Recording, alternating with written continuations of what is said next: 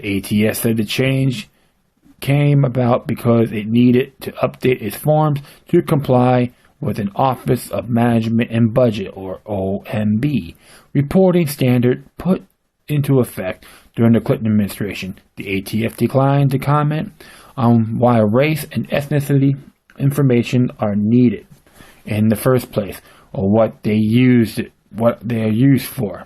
On its prior 4773 forms, the Bureau has been collecting race data. Could we say bigotry in Washington? Alright, keep going here. OMB's race and ethnicity standards require agencies to ask both race and ethnicity in a specific manner, as done on Forms 4473. And agencies may not ask for one without asking for the other, wrote Elizabeth Gosselin, a spokeswoman for the ATF, in an emailed response to the Washington Times. She did not say why the agency suddenly made a change in response to a rule that was more than a decade old. For the ATF to ask for a purchaser's race and ethnicity is not specifically authorized under the federal statute, and since government-issued photo ID, like a driver's license and a background check, are already required by law to purchase a gun, the ethnicity race boxes aren't there for identification reasons, Mr. Knappen said. Okay, well, like I said, I could get a big laugh about this whole 4773 form, but I want to keep going here. There is nothing in ATF or OMB's website links addressing the change in policy that supports the requirement that the ATF collect race-based information. The OMB guidance merely describes what categories of race should look like if information is collected. Laura Murphy, the American Civil Liberties Union Director for Legislative Affairs in Washington, said in an email statement. In addition, Mrs. Murphy notes, the OMB guidance was supposed to be implemented by 2003, and there is no information given why ATF decided to make this change. Almost a decade later, she said, if there is a civil rights enforcement reason for the ATF to collect this data, I have not heard the explanation from ATF or any other federal agency, said Murphy. Both NAACP and National Council of La Raza, the nation's largest national Hispanic civil rights groups, declined comment. What a bunch of chicken turds. But I may be jumping the gun. I will move on. Access to the form. The 4473 form is supposed to be kept in the gun retailer's possession at all times, allowing ATF agents to inspect the form only during the course of a criminal investigation or during a random audit of the dealer. The form is to be kept out of the hands of the government, hence the distinction between sales transaction form and registration form. But that isn't always the case. Gun rights advocates say, we've been contacted by several dealers saying ATF is or have been making wholesale copies of their 4473 forms and is not just legal, said Eric Pratt, spokesman for Gun Owners of America, a gun advocacy group. If this is what they're doing, with somewhat out of the open, what's going on behind closed doors? Are these names and demographic information getting phoned in and punched into government computer? Do they ever come out?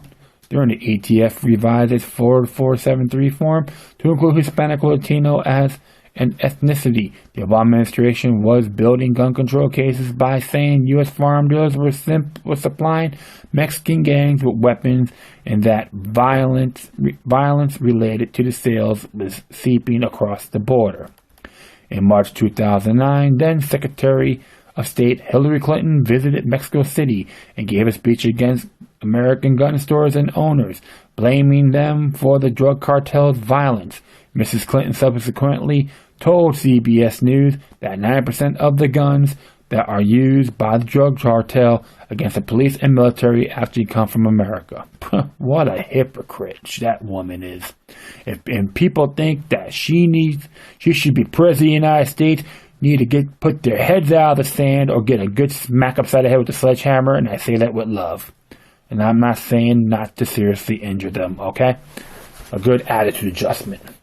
About a week later, Attorney General Eric H. Holder made the same point at gun trafficking conference outside of Mexico City. In April, President himself flew down to Mexico to inform President Felipe Calderon that Mr. Holder was going to review U.S. law enforcement operations according to a 2011 report by the American Thinker. This political worldview may have fueled decision-making at ATF. Mr. Knappen suggests around the same time that the ATF started specifying Latino, Hispanic on their U.S. purchasing forms. They are also required border firearm dealers in Texas, Arizona, California, and New Mexico to start reporting multiple rifle sales.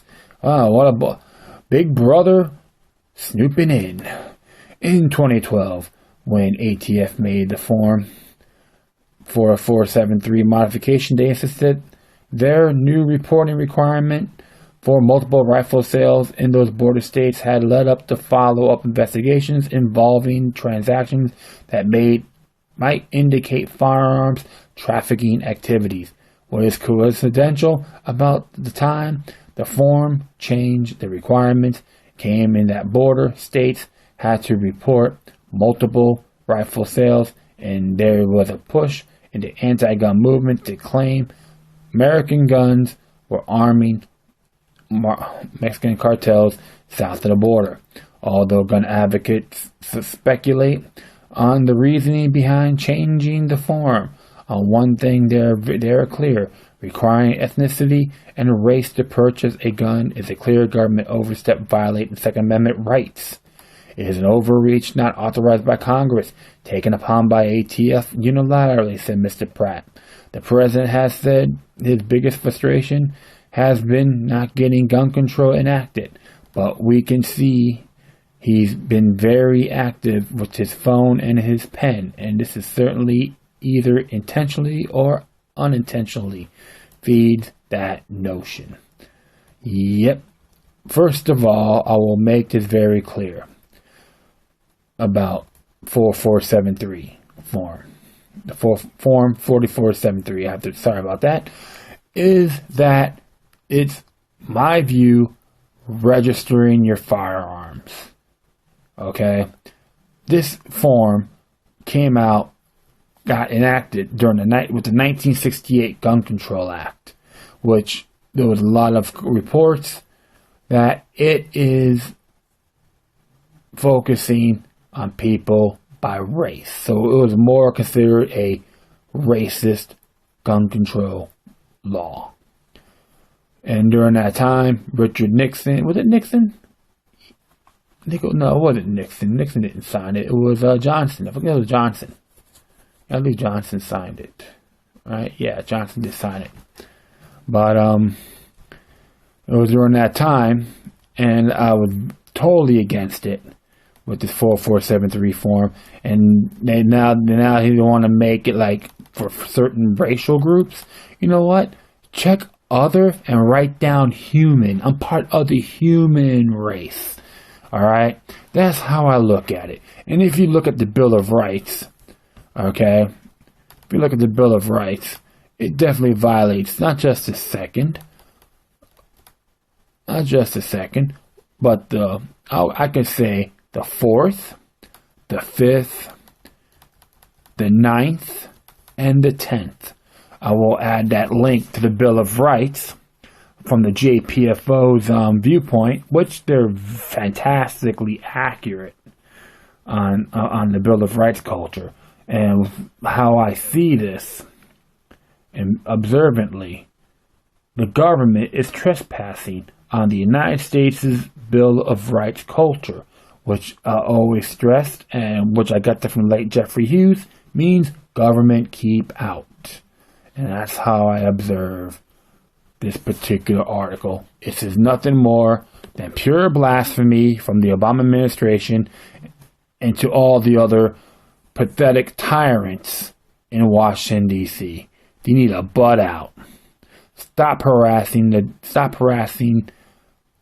firearm dealers and the customers, because what you're doing is nothing more than an anti-capitalistic free market scenario. You bunch of neo-mercantilistic chicken hawks or parasites. That's how I look at this particular article. It is unacceptable, null and void. Deep down inside, the administration knows I'm right. Okay. Next one we're gonna come out here. This is from same Washington Times. Came out actually the 17th. This is by Stephen Dannon, which is entitled House Approves Ron Paul's Audit the Fed Bill. And it came out here. Former Representative Ron Paul's push to audit the Federal Reserve got another boost Wednesday when the House passed the bill the second time in 3 years and by a bigger margin than before. The bill is now sponsored by Representative Paul Brown, Georgia Republican, was approved on a 333 to 92 vote, with all but one Republican and 106 Democrats favored it.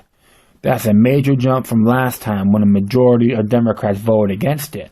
I know one thing, Dennis Kissinger should be proud of that. Still, despite the overwhelming support, the law is likely to die. Senate Majority Leader Harry Reid, who had previously indicated support for such an audit, reversed himself in 2012 and said he wouldn't let the bill come to the Senate floor. Yep, when it comes to tyranny, Harry Reid wants to push it. He hates freedom. He wants central banks to control. He will bend over for those idiots from the Federal Reserve. That's how I see Harry Reid. And it says here, Mr. Paul, a longtime congressman who twice ran for the GOP's presidential nomination, made auditing the Fed one of his chief campaign issues, and it regularly drew loud applause from his followers. The bill would order the Nonpartisan Government Accountability Office to review the Fed's decision-making, particularly on monetary policy. Congress established the Federal Reserve a century ago. The system, which consists of Board of Governors and 12 regional banks, act as a lenders of a last resort to the country's banking system and is charged both with fighting inflation and promoting economic growth and employment. What a wet dream, I would say. Well, it's so funny about the Federal Reserve because, one, the truth of the matter is they are a totally unconstitutional entity. They need, as far as I'm concerned, they need to be abolished. All right? This is from Alexander Hamilton's legacy, because he was a big central banker himself during that time. Of course, him and Jefferson were like arch enemies. So it's really nice little start, but like I said, we have to see how it is with the Senate. But one thing I like about the bill on the results, because it is getting bigger, people are pushing it, and very pleased. So everything's got to be done by steps. Nothing's going to happen overnight.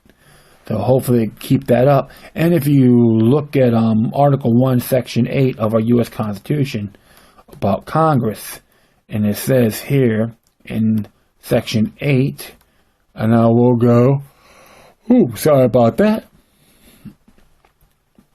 And like it says here, Congress shall have the power to lay and collect taxes, duties, and impose excise, to pay debts, and provide for the common defense, general welfare, but all duties, imposed, and excise shall be uniform throughout the United States. And it says here, 1, 2, 3, 4. In the 5th clause of Section 8, Congress has the power to coin money, regulate the value thereof, and a foreign coin, and to fix